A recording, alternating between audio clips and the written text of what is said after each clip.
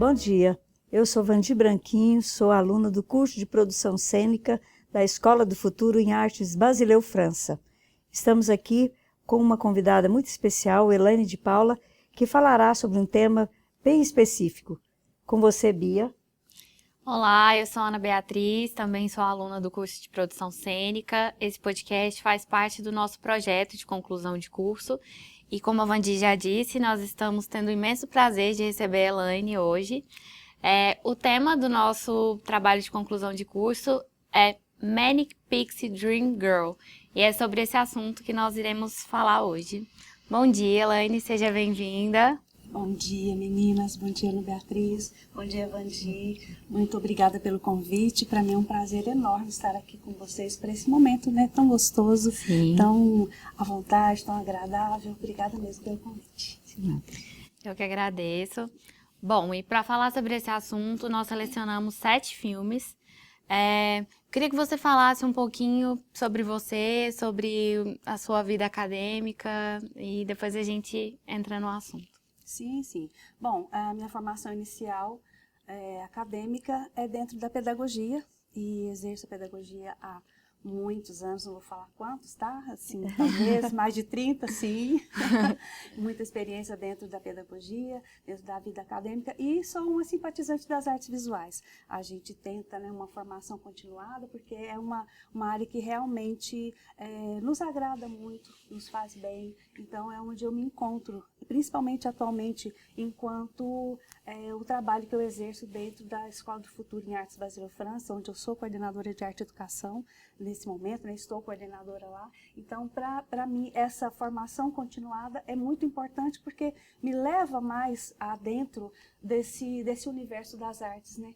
Se bem que a pedagogia não deixa de fazer a gente meio que de tudo um pouco, né? A gente trabalha dentro da sala de aula, mas nós trabalhamos também, somos meio produtoras, somos meio agenciadoras, então de tudo um pouco, e muito artistas, né? Tem que se lembrar que o pedagogo é muito artista, inclusive, então está tudo muito dentro, né, do mesmo universo, e eu sou muito feliz em fazer parte desse universo, né? A vida me trouxe para esse universo e eu sou muito grata. Sim, sim. Bom, então, para falar sobre esse tema, né, para vocês poderem entender um pouquinho, Manic Pixie Dream Girl significa basicamente garota maníaca, fada sonhadora. Em 2007, o crítico de cinema Nathan Rabin, ele é americano, e ele percebeu nos filmes americanos, principalmente de comédia romântica, um estereótipo de uma garota que é sempre muito divertida, muito descolada, meio maluquinha, e que sempre aparecia na vida do protagonista, que é sempre um homem muito sem graça, muito tímido, introvertido, e ela aparece como uma luz na vida desse homem para alavancar a vida dele. A Manic seria uma ótima protagonista, mas infelizmente a história dela não é bem desenvolvida, a gente não sabe quase nada sobre essa personagem, e ela aparece mesmo nesses filmes para brilhantar a vida desse homem sem graça. Então nós selecionamos essa coletânea, né, de filmes para poder falar sobre esse assunto no nosso podcast e também no nosso trabalho. Mas lembrando que na nossa pesquisa a gente faz uma crítica a esse estereótipo, principalmente porque ele é um estereótipo que vem sendo usado por roteiristas e diretores homens, né? Apesar de que tem aqui uma exceção na nossa lista, que tanto roteirista quanto diretora são mulheres e mesmo assim continuam perpetuando esse estereótipo, né, que é muito prejudicial, porque nós gostaríamos de falar mais sobre o protagonismo dessas mulheres. Então, vou falar sobre os filmes e depois a gente começa a falar sobre eles e vou te fazer algumas perguntas também. A Vandi também, nós selecionamos algumas questões aqui para falar com a Elaine. Bom, então o nosso primeiro filme é Bonequinha de Luxo, de 1961. Ele é um filme americano, né, que foi estrelado pela Audrey Hepburn. Ela faz a Holly Golightly. E o diretor é o Blake Edwards e o roteirista é o George Axelrod. Esse filme, a Vandi já havia comentado comigo que gosta bastante. Sim. E pode falar um pouquinho sobre ele, Vandi? O que a gente quer ressaltar é uma curiosidade, né? A Audrey, ela é uma moça que nasceu na Bélgica, filha de pais fascistas. A mãe escrevia para as revistas sobre a supremacia branca, né? O pai as abandonou em 1940 e foi se juntar ao fronte para continuar com a matança, né? Ela, então, mas a mãe fugiram para a Holanda, achando que na Holanda, a Holanda não seria invadida. E ela foi invadida. Foi invadida, muitos parentes da Audrey foram fuzilados. A mãe ficou pobre, porque o fascismo roubou toda a fortuna. A mãe acabou virando empregada doméstica.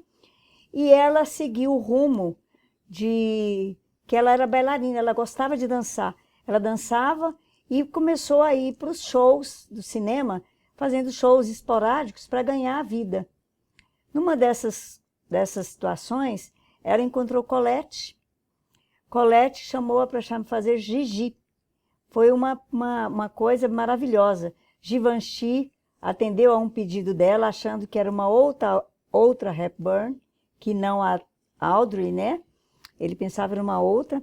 Fez o figurino, mas quem levou o prêmio foi a outra pessoa que trabalhava no figurino, né? E ela veio seguindo essa carreira e, ao final dos prêmios dela, ela foi aclamada pela crítica, pela postura sempre ereta, cabelos curtos que davam praticidade para as pessoas. O pessoal ovacionava a magreza dela e ela ficava muito irritada, porque a magreza dela era devido à falta de nutrientes que ela teve quando criança, que ela passou necessidade, passou fome. E ela veio seguindo esse caminho. Nesse filme de Bonequinha de Luxo, ela é uma menina de vida fácil, de vida livre. Foi cotada na época a Marilyn Monroe, mas a equipe não aceitou que ela fizesse o filme porque era feito, o papel era para uma mulher livre. Então a Holly, que é a Audrey, ela se embrenhou pelo filme, conheceu o Paul e foi ajudando o Paul a se tornar um homem que ele viria a ser ao final do filme. Ela foi alavancando a vida dele, mostrando o emocional, mostrando que ele podia ser um escritor, em vez de ser um cara que era sustentado por uma mulher. Então acontece isso nesse filme. E ela acabou conhecendo o Paul mais aprofundadamente, com mais profundidade, né? E acabaram se apaixonando. Ele primeiro se apaixonou por ela, depois ela se apaixonou por ele. E terminaram juntos, inclusive com o gato, que acho que a partir daí teria até um nome. Porque no filme ele não tem nem nome, ele é chamado de gato, não é? Sim. E aí tem o final da história também, né? Que ela é bem... No começo dos anos 60 ainda não era um clichê, mas hoje em dia seria um clichê para todos nós, né?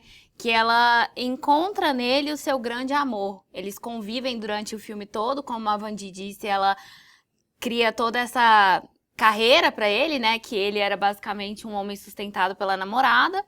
E no final, ela descobre que ele era o amor da vida dela, porque ela queria, na verdade, ser sustentada por um milionário no Brasil. Então, no final, ela pega o gatinho que eles haviam adotado e resgata de novo da rua, que ela tinha devolvido o gato para a rua, e termina com ele. Como a Vandi falou, a Audrey ela foi muito importante na época, principalmente por ser um ícone de estilo, de beleza, né? Eles cobravam dela essa magreza, Sim. né? Esse...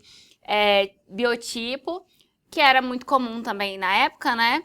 Mas nós não podemos afirmar que ela foi a primeira MPDG, porque esse termo só foi criado em 2007 pelo Nathan Rabin.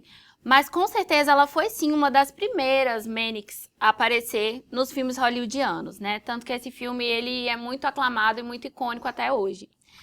Eu queria saber de você, Elaine, qual foi a sua impressão sobre esse filme, se você se identifica um pouco, não só com esse, mas com os outros. Vou falar rapidamente sobre todos. Sim. E a gente depois fala só com a Elaine.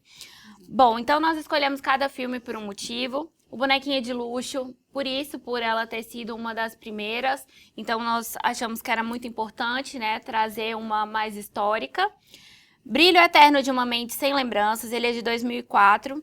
A Clementine, que é a MPDG desse filme, que nós iremos falar MPDG para tratar das Manics, porque é um nome muito grande, né? Manic Pixie Dream Girl. Então, pra gente não ficar falando isso toda hora, iremos falar MPDG. A Clementine, ela é muito importante também.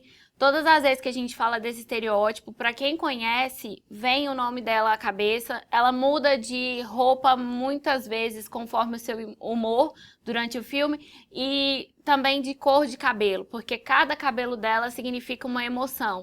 Então, quando ela tá com o cabelo azul, ela tá mais triste. Quando ela tá com o cabelo vermelho, o relacionamento dela tá mais intenso. Tudo acontece em Elizabethtown. Ele é de 2005 e foi a partir dele, da personagem da Claire Coburn, que o Nathan Rabin criou esse termo para falar das Manics. Então, por isso que ele está na nossa lista. 500 Dias com Ela tem a MPDG Summer, que, na minha opinião, é a mais importante de todas, porque a Summer ela foi um personagem criado para representar uma MPDG, porque nos outros podemos falar até que não foi planejado, foi o acaso, né? Mas no 500 Dias com Ela, a Summer ela é minimamente pensada para ser uma Manic Pixie Dream Girl. Tudo, desde roupa, cabelo, personalidade. E uma curiosidade é que a Summer ela é uma personagem que existe na vida real, porque o roteirista desse filme se inspirou no seu próprio relacionamento. Ele teve um relacionamento que não deu certo. Inclusive, a ex chamava Summer. E ele fez essa homenagem aí, que não é tão boa no filme, mas para poder falar sobre esse assunto. Então, a Summer, na minha opinião, é a mais importante de todas, porque ela literalmente representa esse termo, né? Temos também Scott Pilgrim Contra o Mundo, que tem a MPDG Ramona Flowers, que é muito conhecida no meio geek, no meio nerd, ela é sempre muito lembrada. Quando o filme foi lançado em 2010, muitas meninas pintavam o cabelo também de rosa, de verde, porque as Manics têm geralmente o cabelo colorido. E na época ela inspirou muita gente também como ícone de estilo, então por isso que ela é muito importante. O Homem do Futuro é um filme brasileiro. Durante a nossa pesquisa, nós percebemos, né, Vandi, que só tinha filmes americanos. Sim. E por já ser uma pesquisa com muitos termos em inglês, nós queríamos mostrar que no Brasil também tinha essa personagem, né? Nós também temos filmes que têm MPDG. Então, nós escolhemos O Homem do Futuro, que é a Helena, interpretada pela Aline Moraes. Por isso que ele está na nossa lista, para trazer essa representação de filmes brasileiros. E o último filme é Como Eu Era Antes de Você. Tem uma clássica MPDG, que é a Louisa Clark. E nesse filme, a curiosidade é que em todos os outros, tanto o diretor quanto o roteirista são homens. Mas aqui, diretor e roteirista são mulheres. E a gente queria mostrar na nossa pesquisa que mulheres também continuam perpetuando esse estereótipo em seus filmes. É isso que a gente queria discutir, acho que o tema principal do nosso podcast, né, que é o protagonismo da mulher na indústria cinematográfica, que, no caso, está em ausência aqui. E mulheres também continuam reproduzindo esse comportamento machista de colocar essa personagem que é tão estereotipada em seus filmes, porque a Manic, se eu tivesse que defini-la, seria: ela não é como as outras garotas, segundo um homem. Né? Porque geralmente algumas mulheres falam: eu não sou como as outras garotas, eu sou diferente, eu sou melhor. Mas aqui no caso é a visão de um homem, é uma mulher idealizada, né? Dream Girl, é a garota do sonho segundo esse homem. Então ela é uma mulher que ela é muito divertida, ela não incomoda, ela é a garota legal na medida certa, mas que não é bem sonho, assim, né? Sonho, né? A idealização do homem, né? É o homem que idealiza. Sim. E nesse último, as mulheres também têm a mesma ideia. Ficam muito prejudicadas. Muito prejudicadas. E bem longe da realidade que a gente vê. Bem longe da realidade, sim. E quando nós começamos também a fazer a pesquisa, na época a gente teve uma conversa, né, Vandi, em que qualquer uma de nós poderíamos nos identificar com essas personagens. Mesmo que você fale: não, mas eu acho que não tem nada a ver comigo. Todo mundo já teve um relacionamento ruim, todo mundo já se sentiu subjugada no relacionamento, né? E a gente queria mostrar que nós podemos ser protagonistas das nossas vidas, né? Sim. Você não precisa de um homem para poder, o meu papel é só fazer esse homem brilhar. Não, eu também posso brilhar dentro desse relacionamento, né? Dentro da minha profissão. Então agora eu queria saber de você, Elaine, o que você achou dos filmes, se você se identificou, se não se identificou também. Pode ir. Sim, sim. Filmes muito bem lembrados, né? Filmes muito significativos. E a identificação, ela é imediata em muitas circunstâncias, em muitas situações. Porque nós vivemos numa sociedade machista. Então, isso, a conotação de que a mulher ela é dependente do homem, ela deve estar sempre atrás, isso a gente vive diariamente, né? Então, aquela coisa da fragilidade exacerbada, que nem sempre é a realidade, porque nós somos muito fortes, dentro de todas as circunstâncias, até acho que por sermos consideradas tão frágeis, é o que nos fortalece, né? Nós precisamos estar à frente em muitas situações daquilo que a gente nem esperava. Que não está no script, digamos assim, né? A gente, ela vai ser sempre protegida e não é bem assim. A mulher não é a pessoa que é sempre protegida por um homem, é sempre aquela que está atrás, sempre que está ao lado. A mulher, em muitas circunstâncias, ela acaba estando à frente e nem percebendo. Por quê? Por uma questão cultural. Né, que a gente, às vezes, é levada a ter esse pensamento. Então, houve, sim, identificação em muitos momentos, houve choro em alguns momentos, né, muita emoção, a gente vê aquele desenrolar ali daquela trama, daquelas histórias maravilhosas, né, lindas e com muito significado. Eu achei muito bacana, importante, super pertinente o tema de vocês para o nosso momento social. E você já conhecia esse termo? Não conhecia. Quando eu ouvi pela primeira vez, eu fiquei, caramba, do que se trata? Né? Fui procurar saber e fiquei surpresa por existir esse termo e por ter sido levantado por um homem, né? Enfim, acho que ele teve até seus motivos, né? As suas, até mesmo seus interesses, talvez, né? Então, eu fiquei surpresa com o termo e grata por ter adquirido esse conhecimento por meio do trabalho de vocês. Sim. Muito relevante. E é um termo que às vezes a gente não conhece de nome, mas ao falar dos filmes, a gente já conhece essa protagonista. Conhece. Né, como eu falei, nós estamos falando de um filme aqui, Bonequinha de Luxo, 1961. Então, pelo menos desde os anos 60, essa personagem ela já existe, né, nessas tramas. É muito conhecida sempre, porque todo filme tem uma garota, principalmente comédia romântica, né? Uma garota... Ela chega a ser até bobinha, na maioria das vezes. Ingênua, ela é muito engraçadinha, muito divertida. Então, é uma personagem que ela já tá na memória de todo mundo, porque ela sempre esteve presente, né? E como eu falei no começo, o que eu tenho uma sensação, assim, que eu sinto é pena, às vezes. Porque tem algumas dessas mulheres que eu falo, nossa, ela seria uma ótima protagonista. Mas... ela só serve mesmo para alavancar a vida desse cara. A vida dele era muito sem graça, ele era um chato na maioria das vezes. E ela não é a protagonista, mas a partir do momento que ela aparece no filme, ela se destaca muito mais. Muitas vezes ela é muito mais protagonista do que todo, ele. Né? Ela move Sim, o filme, né? Sim. Ela faz o andamento do filme. Gira em torno dela e ela vai aparecendo. A gente acha que não, mas ela tá fazendo o filme, não é o cara. Né? Aquele 500 dias com ela, por exemplo, aquilo era tudo na cabeça dele. Isso. Era tudo na cabeça dele, não era a realidade. Era a realidade dele, que ele criou. Então, ver, né? ele queria tê-la daquele jeito. Ela deu só um oi para ele, ele já não, ela já está caindo na minha. Não existe isso, né? E a gente tem isso até hoje. A gente que não vê mais televisão, porque a gente não vê mais televisão aberta, já tem mais de 15 anos, eu tenho certeza que mesmo hoje, nas novelas, nos filmes que aparecem por aí, as MPDG estão bem aí. As roupinhas fofas, delicadinhas, Sim.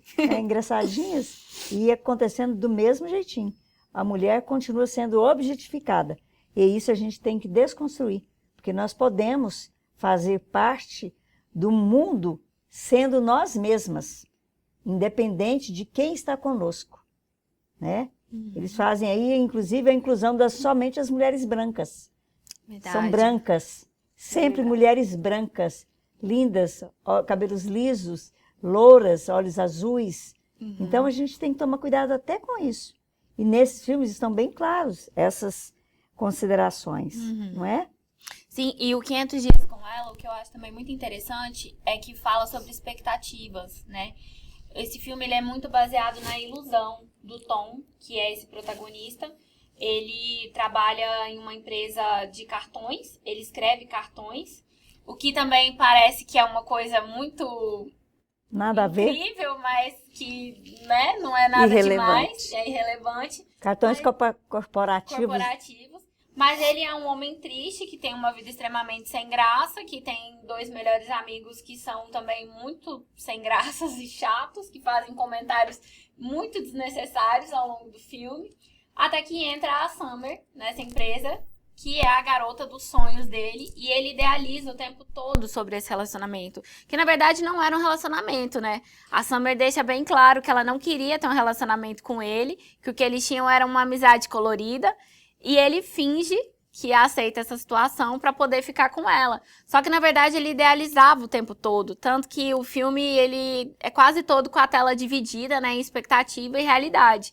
E aí, ele é um filme que tem uma visão só. Porque a gente conhece essa história contada pelo Tom. A gente não sabe a versão da Summer. Sim. Então, na época também, ele foi lançado, se não me engano, em 2009. Deixa eu só confirmar. E ele aproveita essa abertura que ela dá para exercer essa pressão sobre ela, para que tudo se transforme da maneira que ele determina, ou que ele deseja, no caso, né? E não acontece. Devido à força que ela tem e que não está escrito dentro do perfil das MPDG, exatamente, né? Que ela é forte, que mostra a parte frágil, bonitinha e sensível, mas no fundo nós todas somos muito fortes, e é onde a gente sai um pouco ou bastante, eu diria, dessa visão, desse patamar. É verdade. E na época, o filme realmente de 2009, a Summer foi muito vista como vilã, né? Porque todo mundo falava, o Tom é um cara tão bonzinho, tão legal, e ela, né, fez isso com ele. Na época as pessoas falavam até que ela era uma vadia, porque ela enganou o Tom, mas na verdade não foi isso que aconteceu, porque ela fala o tempo todo que ela não queria um relacionamento, e ela fala que ela tinha traumas com a família, que ela já tinha, né, presenciado um relacionamento ruim dos pais, que ela não acreditava no amor. Então ela mostra isso pra ele, sim. E, como eu falei, o filme ele é mostrado pela visão do Tom. Então, muitas cenas, aquela cena que eles estão na loja de móveis e eles estão na cama e ela fala pra ele com uma voz muito fofinha, eu gosto tanto de você, mas eu não quero um relacionamento. E passa uma impressão de que, ela quer, eu acho que se eu insistir mais um pouco. Só que aquilo ali é a visão dele. A gente não sabe se ela realmente falou desse jeito. Exatamente. Então é tudo muito sonhado, tudo muito na base da ilusão nesse filme, né? E muitas vezes a gente também fica nesse papel de ter que corresponder à expectativa do outro. E às vezes você é visto como vilão da história, sendo que você nem sabia qual era essa expectativa, né? E você não corresponde e sai como a pessoa ruim daquilo ali. É verdade. E em muitas situações a gente vive nessa vilania aí injusta. Eu queria saber de você, Elaine, alguma situação que você já tenha passado em algum relacionamento, se você já se identificou com isso. Não tenho nem como contar nos dedos das mãos, apenas a questão dos relacionamentos ao longo da vida, e cheios de atropelos, acertos vários, né? Felizmente a vida isso faz parte da vida, né? Os acertos e os erros, atropelamentos pelo nosso caminho, mas sim, me identifico, sim, já passei por várias circunstâncias, situações onde as pessoas querem nos levar a acreditar naquilo que elas acreditam, ou então que nos iludem dentro daquilo que elas acreditam, né? Então, eu já passei, sim, por algumas circunstâncias e vejo isso como muito aprendizado, sabe? Não vejo da forma negativa, nem com tristeza. Na época, talvez tenha sido difícil viver aquele momento, aquela realidade, mas serviu muito como exemplo, como aprendizado. Então, acho que bastante válido também. Lógico que se puder ser evitado, é mais saudável, mas também traz aprendizado e coisas positivas para a nossa vida também. Tanto para a nossa vivência, quanto para passarmos para outros, Sim, né? claro. Essas experiências, enfim, tentar ajudar os outros também, as outras mulheres principalmente. Nós escolhemos algumas questões para poder falar sobre esse assunto com a Elaine, algumas problemáticas. Eu vou fazer a primeira pergunta agora, Elaine. Como a representação da Manic Pixie Dream Girl pode reforçar estereótipos de gênero e perpetuar ideais irrealistas de romance? Bia, eu vejo como MPDG como um arquétipo mesmo, um arquétipo limitante. Porque dentro dessa proposta, a gente percebe que é interessante a mulher ser vista como frágil, como bonitinha, como aquela que está sempre pronta, está sempre ali para servir, para acompanhar, e para elevar a figura masculina, para resolver algumas situações, para ajudá-lo a resolver algumas situações. Então, ela é uma escada, uma válvula de escape, talvez, para resolver algumas situações como profissional, enquanto as questões mesmo sentimentais. Então, ela é muito vista com essa utilidade, digamos assim, né? E a gente percebe que não é uma situação verdadeira e não é uma situação agradável, onde a gente pode se posicionar, onde a gente pode ser vista, né, enquanto mulheres. Uhum. Elaine, em quais medidas ou em que medidas as personagens femininas devem ser desenvolvidas de forma autônoma e multifacetada, em vez de servirem principalmente como suporte para a jornada do protagonista masculino? Vandi, eu vejo que deve ser visto de uma forma mais aprofundada dentro das narrativas em geral, que nós percebemos. Porque nós vimos aí que o homem é aquele protagonista, é aquele que realmente está sempre dentro do destaque, né? E a mulher é aquela que acompanha, e isso é um pouco não, ou bastante cultural, e até mesmo, se formos pensar, bíblico. Porque você vê, lá na criação do mundo, criou-se o mundo, veio a criação do homem, a mulher veio através do homem, né? Veio criada através da existência do homem, né? Depois da existência do homem, e depois, lá num dado momento, ela meio que, numa atitude impensada, fez muita coisa desgringolar. Uhum. Então, isso é jogado para cima da mulher até dentro desse histórico, né? Então, a gente percebe que fica meio confuso, não é dentro dos padrões que acontecem de fato, e isso é um estereótipo indevido. Muito interessante essa questão que você trouxe, né, bíblica, porque é verdade. Se a gente parar para pensar, desde Eva, né, nós somos vistas como um apoio dos homens. Da costela do Adão. Isso. E tem mais, Somos tão pequenos, somos da costela do da Adão. costela do Adão. E tem mais, quando o homem tem um destaque positivo, ele é tido como aquela pessoa de bom gosto, né, aquela pessoa refinada de bom gosto. E se, do contrário, em algum momento, digamos, ele vai num evento muito bem vestido, ele tem muito bom gosto. Se vai com uma camisa em desalinho, logo se pergunta, sua mulher deixou? Sua mãe sabe disso? Então, Verdade. já vai levar esse pensamento, a mulher não cuidou dessa parte. Quando a resposta é negativa, quando é positivo, normalmente, puxa, o cara realmente é bacana. Ele é bacana. E isso em tudo, né? Tem uma... É só um mero exemplo, mas Sim. né, diversos campos. Tem uma coisa que as pessoas falam muito na internet e eu concordo demais, assim, que é um pai incrível é uma mãe comum. Porque muitas vezes as pessoas, né, veem um pai trocando uma fralda, ajudando a mãe. Ai, como ele é incrível, que pai tão bom. Nossa, você acha um homem maravilhoso para ser o pai do seu filho. Gente, Isso faz parte da rotina não é obrigação dele como pai, Verdade. né? É verdade. É o que toda mãe faz e até hoje é visto como algo extraordinário. Eu acho que a gente tem culpa nisso também.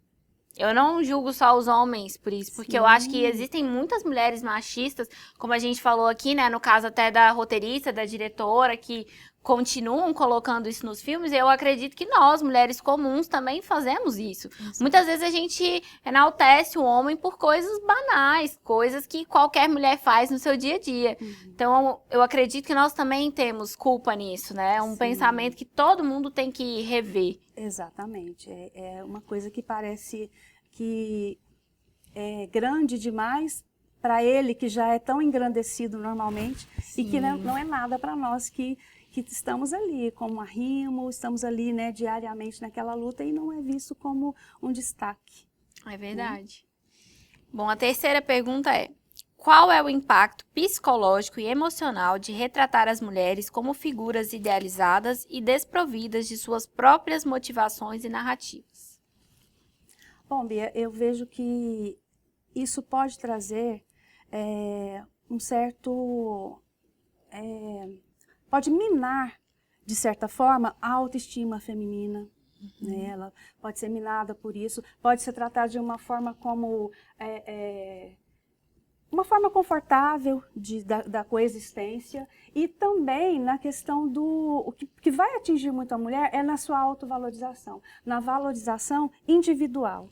Quando eu falo em valorização individual, eu me remeto àquela máxima que às vezes a gente ouve falar, por trás de um grande homem há sempre uma grande mulher, enquanto que interessante seria, ao lado de um grande homem há sempre uma grande mulher. E hoje em dia, muitas vezes a gente vê à frente de grandes homens, há sempre grandes mulheres. Sim. Então é uma questão realmente a se pensar e se trabalhar em torno disso para vencer esse estereótipo. E eu acho interessante que esses filmes mostram bem que essa mulher, como ela tá nesse relacionamento só pra catapultar a vida desse homem, né, ajudá-lo, quando esse relacionamento acaba, ela se vê muito perdida, porque a vida dela perdeu o sentido. Porque ela se entrega de corpo e alma nessa relação. Então, quando o relacionamento termina, ela não tem mais nenhum propósito de vida, nenhum plano, nada. A história dela acabou. Tanto que a gente não sabe muito também da vida dessa mulher antes dela entrar na vida desse homem, né? E nós passamos por isso. Eu acredito que, pelo menos uma vez na vida, você já deve ter se dedicado muito a um relacionamento. E quando esse relacionamento acaba, você fala, meu Deus, o que vai ser da minha vida agora, né? Então, eu acho muito interessante, porque, por exemplo, em Brilho Eterno de uma Mente Sem Lembranças, a Clementine, ela faz um tratamento para apagar esse homem da memória dela, né? Porque seria impossível continuar a vida dela com esse homem na cabeça. Ela vê que o relacionamento tá ruim e ela acha mais fácil ter que apagá-lo e apagar todas as referências dele para poder seguir em frente, né? Verdade. E sempre que eu vejo alguém falando sobre esse filme, eu vejo também as pessoas, principalmente, né, a maioria mulheres, falando que o sonho delas era que existisse essa máquina para poder esquecer também algum ex, apagar todas as referências. E é uma questão muito triste, né, porque você vê que é um relacionamento totalmente de entrega e que a mulher fica só com o ônus. No final desse relacionamento, o homem, né, pode terminar com ela e ela é totalmente desvalorizada. E fica totalmente à mercê daquilo ali, né? Ela se dedicou tanto e não recebeu nada em troca, digamos. Então, realmente, acho que essa questão de minar toda a saúde mental, até toda a autoestima, tem relacionamento que tira tudo de bom que uma mulher tem. E esses filmes servem para mostrar isso, né? E sair de um certo conformismo, né? Porque às vezes você fica conformada, não, a sociedade dita isso e tá tudo bem, e não tá tudo bem. Isso. É diferente. Porque os filmes mostram que, por mais também que essa mulher entre na vida desse homem e ela ajuda esse homem, ela resolve a vida dele, mas os relacionamentos não são bons. Quase todos terminam antes do filme acabar. E mostra que mesmo essa mulher idealizada, né, sobre a visão masculina, não adianta muita coisa ali. Ela não é a receita de um relacionamento perfeito e feliz, porque ele não é um relacionamento saudável. Porque não é um relacionamento, né? Tóxico. Sim, não é um relacionamento de entrega mútua, né? É um relacionamento em que só a mulher está se entregando, então ele não é um relacionamento saudável. Então esse relacionamento geralmente ele é intenso, ele dura pouquíssimo tempo e ele não é feliz, né? Então tem essa questão aí. É verdade. Elaine, como você se sente ao ver a falta de protagonismo das MPDGs aos filmes? Bem, Vandi, o natural é que nós nos sintamos de forma incômoda, né? De forma bastante incômoda, porque isso não nos atrai, isso não nos abastece.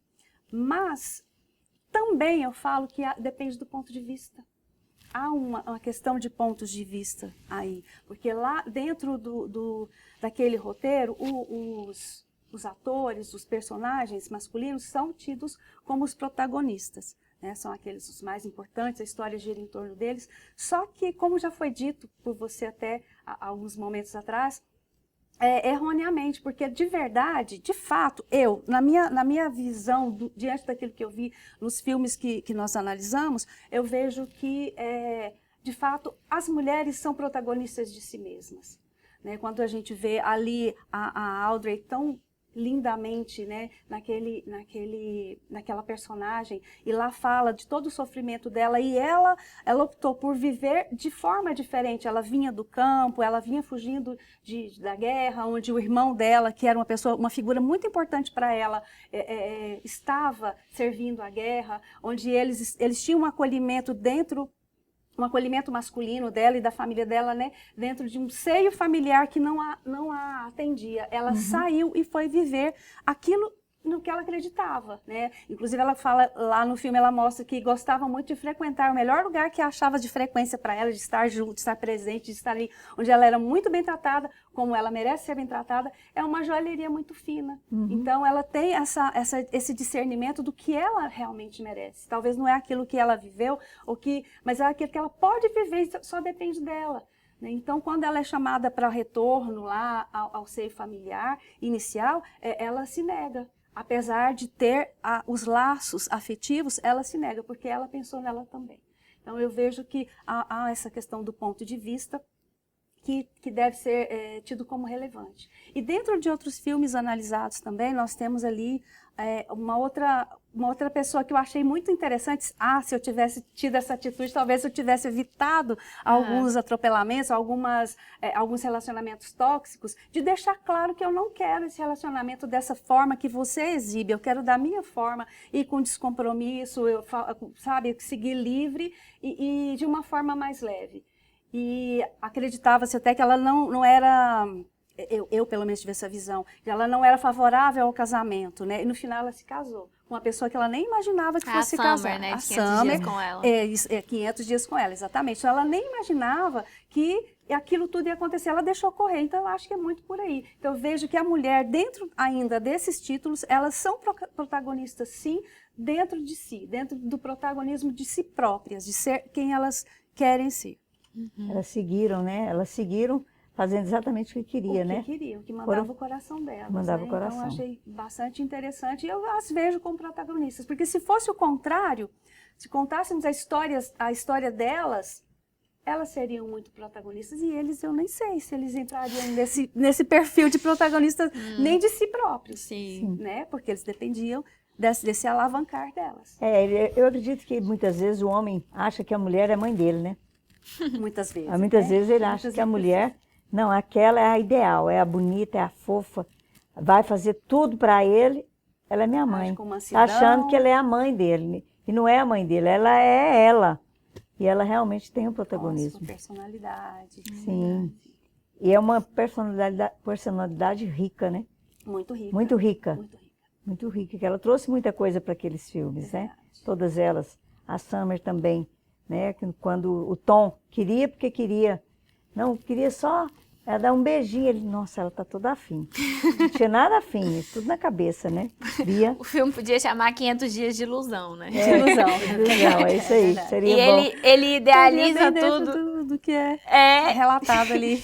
Só ilusão. E ele é tão iludido e ele idealiza tanto, né? Que no final do filme ele conhece uma outra moça e ele já tá idealizando tudo com ela, Tudo como foi novamente. com a Summer. Ele não... Eu acho que o grande problema, né, desse relacionamento deles, que nem chega a ser um relacionamento, é que ele não ouve a Summer em momento algum. Ele não ouve nunca, né? Nunca. E ele mente pra si mesmo, porque ele queria muito ter um relacionamento com ela, e ela fala, nós seremos só amigos, tudo bem? Ele tudo ótimo. Só que não tava, ele queria casar com essa mulher, e ele não escutava, né? Ela falava que não queria, mas ele não tava nem aí em momento algum, né? Então esse filme ele tem essas questões também, eu acho tudo muito interessante, assim, porque às vezes a gente faz como ele também, Ah, né? certeza. Com certeza. Com certeza, muita moça ainda está fazendo a mesma coisa.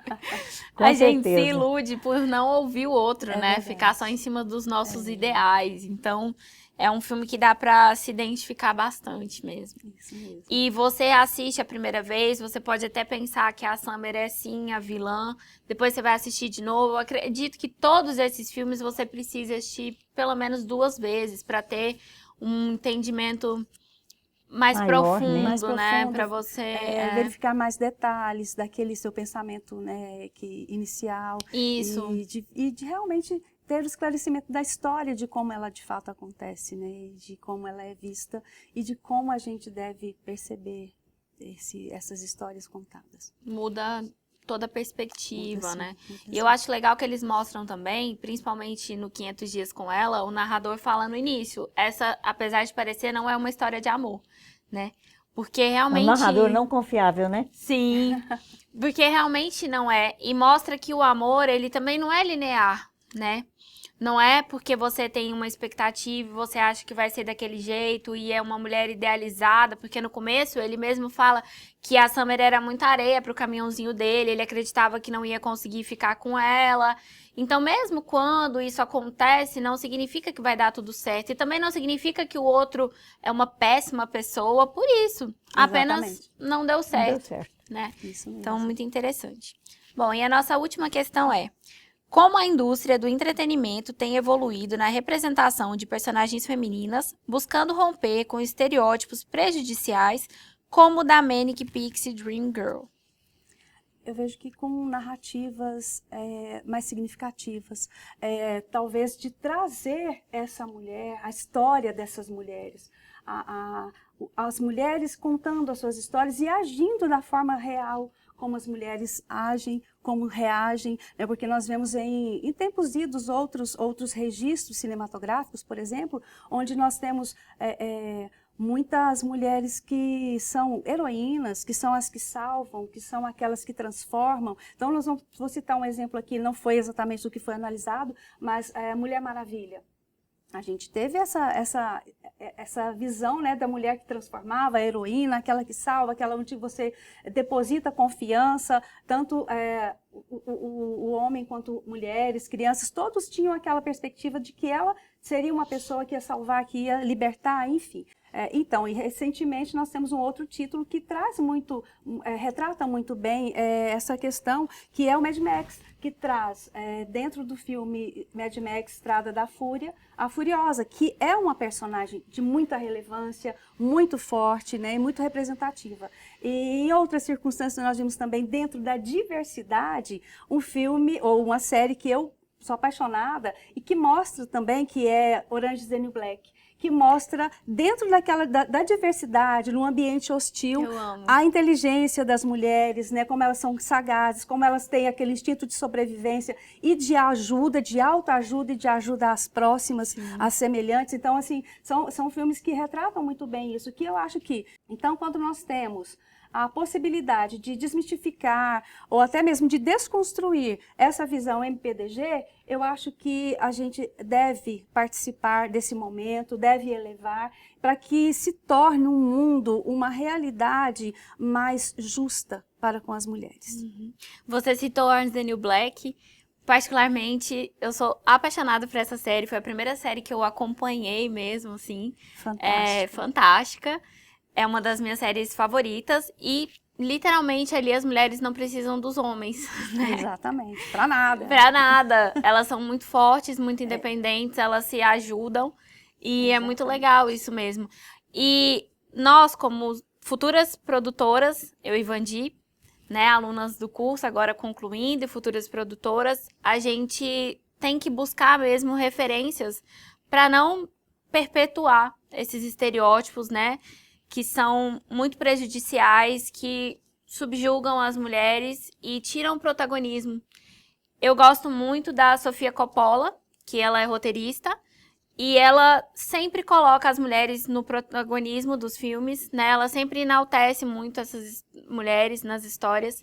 Eu achei muito interessante também que recentemente a gente teve Priscila, que era a mulher do Elvis Presley, e nós já temos muitos filmes sobre o Elvis Presley, mas nenhum sobre ela. E eu achei muito interessante que a Sofia fez isso. Então, acho que o nosso trabalho agora é buscar referências, né, que compactuam com os nossos ideais, para que a gente possa destruir esses padrões, né? E para fechar a nossa conversa, eu queria que você me dissesse, Elaine, de todas essas histórias, a que você mais gostou, e se você pudesse tirar essa MPDG desse seu filme preferido e colocá-la no protagonismo, o que você faria, assim, se você pudesse mudar essa história? Qual seria a principal coisa que você faria? Difícil, porque são muitas histórias, né, de relevância, mas talvez Quem Eu Era Antes de Você. Ali a gente tem uma personagem assim muito sensível e que talvez fosse interessante ser contada a história dela também, o lado dela também, né? Porque ali se mostrou muito da intenção daquele rapaz de dar cabo da própria vida, porque ele não gostava daquela vida que ele estava vivendo. E aí a família trouxe alguém para amenizar esse sentimento, para evitar que isso acontecesse. E realmente não aconteceu. Eu acho que ela poderia ter sido, sei lá, tratado com mais relevância, ou ser ouvida, não sei, eu achei de uma sensibilidade tão grande, e ela fez, desculpe, ela fez parte da vida dele, ela fez, realmente ela teve muita importância, e eu achei que foi uma colaboração bacana, porém, que precisava de maior destaque ali. Eu também acho que ia enriquecer bastante a história, principalmente porque ela fala muito sobre a infância, né? E ela é uma pessoa que tem tanta empatia. Então, acho que seria legal mesmo mostrar, né? Como foi moldada essa personalidade dela, né? Ela é uma pessoa muito extrovertida, que não tem medo de mostrar quem ela é. Muitas vezes pode ser vista, né, como essa bobinha. Ai, ela é tão bobinha. Olha lá, ela usa meia listrada com saia estampada. Mas eu acho que seria muito interessante mostrar o porquê dessa personagem ser dessa forma, e né? ela era muito verdadeira, né? Ela é muito verdadeira e era subestimada. Então, deixar ela ali em stand-by. E não, ela era verdadeira e ela era aquela pessoa mesmo de relevância que fez diferença na vida dele. No final, né, tudo aconteceu como foi, mas ela fez a diferença. Ele pelo menos teve um final de vida onde ele pôde direcionar um sentimento diferente, onde ele pode também até se preocupar com outro que não ele. Porque ele deixou para ela alguns valores para que ela pudesse, né, seguir a vida depois daquela tragédia que veio a acontecer. Mas, então, acho que foi de tanta significância ela ter transformado e de tê-lo tirado desse lugar onde pensava somente em si, no seu problema, e preocupou com a outra. Aquela que trouxe tão bem, fez tão bem para ele em muitos momentos, né, nos momentos finais da vida dele. É verdade. Bom, gente, então é isso. Eu queria agradecer a participação da Elaine. Muito obrigada por ter aceitado o nosso convite. Foi um prazer recebê-la. Queria agradecer a Vandi também pela parceria no projeto. Eu agradeço imensamente nossa convidada. Obrigada. É um carinho muito grande que a gente tem por Obrigada, você, né, pelo seu trabalho que você desenvolve na Escola do Futuro, Basileu França, lá com as crianças, né? Sim. E, claro, acolhendo sempre todos os pais, as mães, me acolhendo como acolheu, né? Eu agradeço porque a gente estava sem a quem convidar. A gente falei, não, eu tenho uma pessoa que eu quero convidar, que eu amo essa pessoa e essa pessoa está aqui. Muito obrigada. Obrigada, Bia, pela parceria. Nada. Se não fosse você, a nossa querida também, a nossa querida madrinha, Denise Cristina de Oliveira, nossa orientadora. Muito obrigada. Eu agradeço a vocês pelo convite, pela reverência sempre, Vandi. Agradeço demais essa importância, esse aconchego, né, esse acolhimento à minha pessoa também. E desejo toda sorte de grandeza no futuro de vocês enquanto profissionais na produção cênica. Muito obrigada. Muito sucesso. Obrigada. Obrigada. Então é isso, pessoal. Até a próxima. Vocês podem nos encontrar nas redes sociais, @elaspodemcast. Nós estamos aqui no YouTube, no Instagram e talvez em outras redes sociais Façam futuramente. suas inscrições, Dá uma curtida lá, gente. Sigam-nos nas nossas redes sociais. Obrigada. Até mais. Obrigada.